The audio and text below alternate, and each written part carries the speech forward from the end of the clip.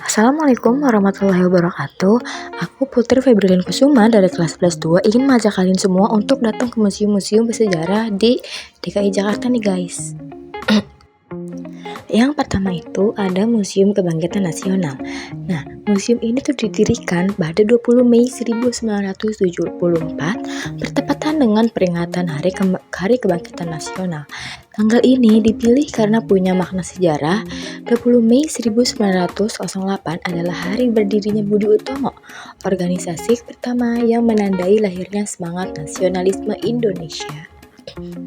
Gedung ini dulunya adalah Sekolah Kedokteran Stovia yang biasa dikenal sebagai School to Applauding Van Indas Lece Artsen, tempat belajar para tokoh muda pribumi yang kelak menjadi pelopor gerakan nasional seperti Dr. Wahidin Sudirohusodo, Dr. Sutomo, dan juga Dr. Cipto Mangunkusumo. Di gedung inilah muncul ide dan semangat untuk membangkitkan kesadaran bangsa Indonesia agar bersatu melawan penjajahan. Karena nilai sejarah yang sangat besar, sebagai tempat lahirnya semangat kebangsaan dan organisasi Budi Utomo, pemerintah kemudian mengubah gedung Stovia menjadi museum nasional agar generasi muda bisa mengenal sejarah perjuangan bangsa. Nah, ruang-ruang di museum ini terdiri dari ruang pengenalan, yaitu menjelaskan sejarah berdirinya gedung Stovia dan latar belakang munculnya kesadaran nasional. Lalu ada foto-foto gedung Stovia tempo dulu, biografi tokoh-tokoh pelajar Stovia, dan juga yang kedua itu ada ruang Stovia, menampilkan kehidupan para siswa Stovia dan sistem pendidikan pada masa kolonial.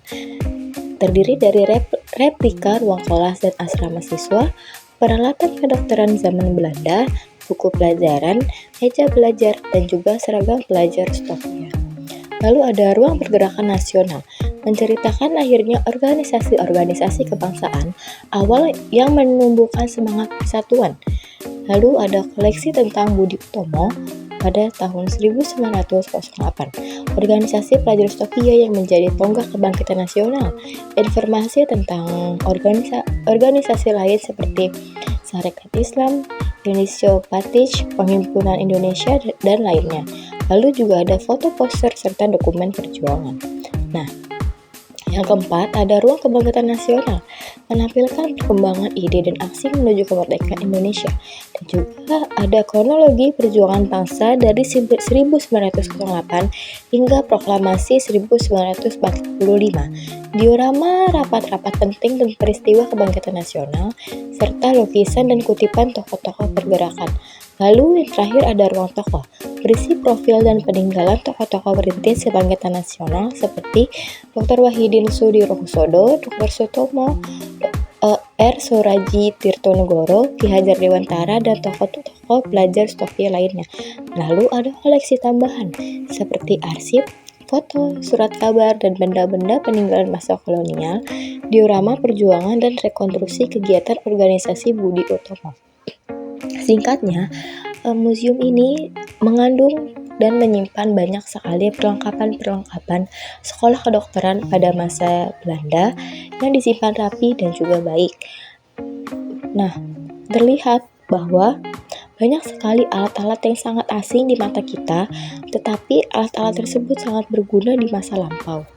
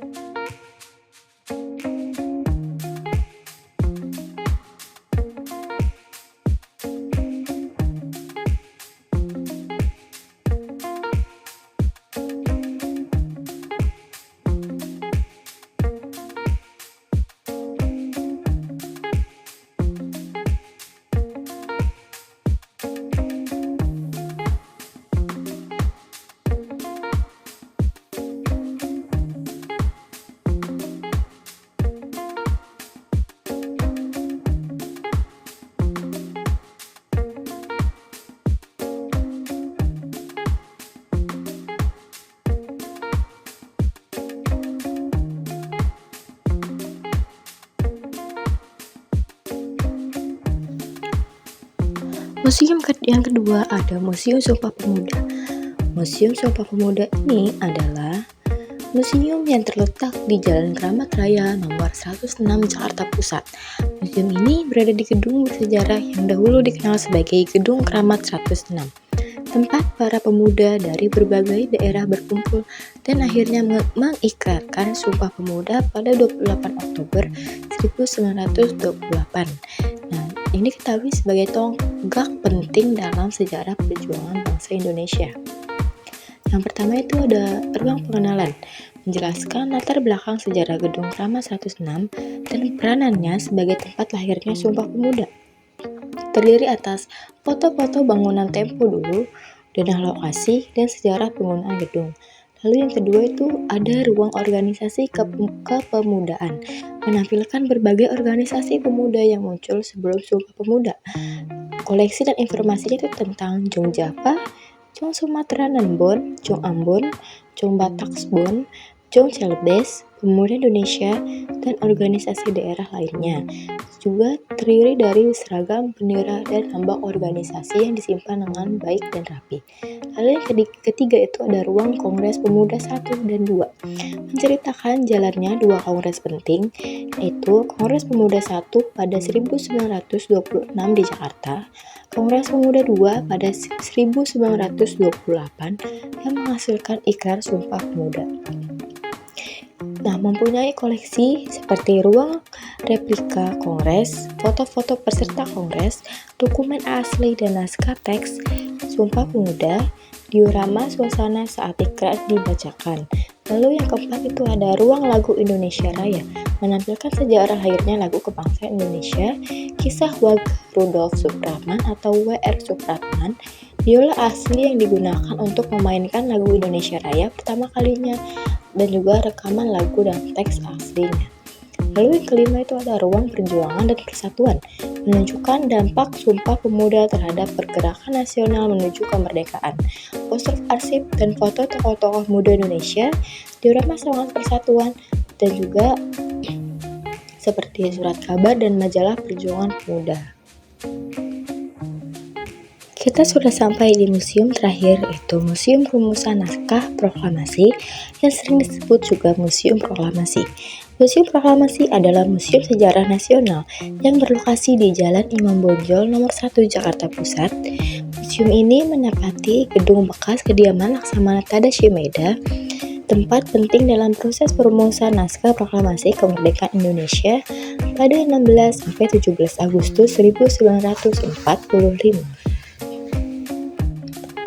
Nah, video yang kalian tonton adalah saya sedang berada di gedung sebelah dari gedung proklamasi ini, yaitu museum yang mencampur adukan antara seni modern dan juga poin-poin penting pada masa kemerdekaan, yang menjadikan museum seni ini sangat menarik dan juga modern untuk dilihat dan juga dikunjungi.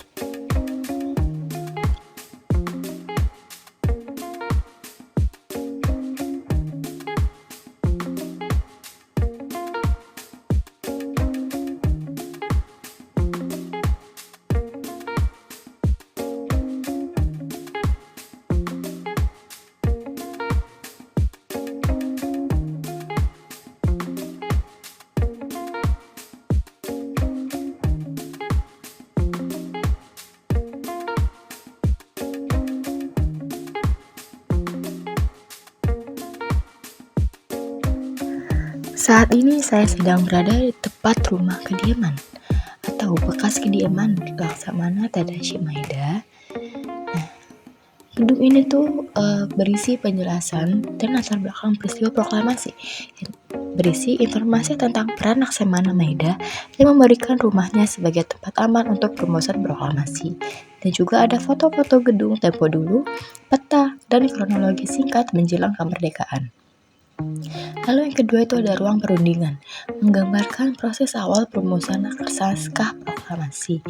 Diorama suasana pertemuan antara Ir Soekarno, Drs Muhammad Hatta, dan juga Mr. Ahmad Subarjo pada malam 16 Agustus 1945.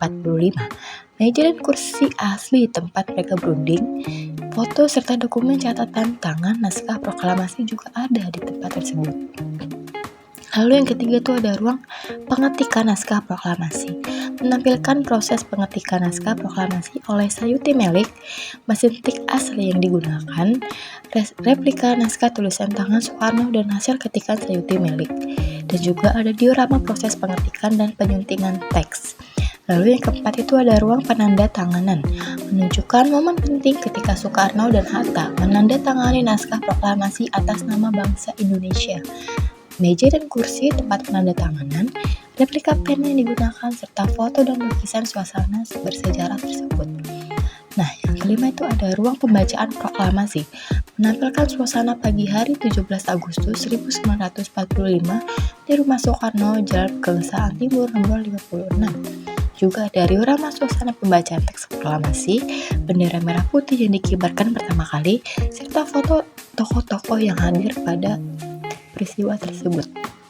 Yang keenam itu ada ruang kenangan dan arsip, berisi peninggalan para tokoh kemerdekaan, pakaian Soekarno dan Hatta, surat dokumen dan arsip foto asli, lukisan serta kutipan pernyataan penting tentang proklamasi.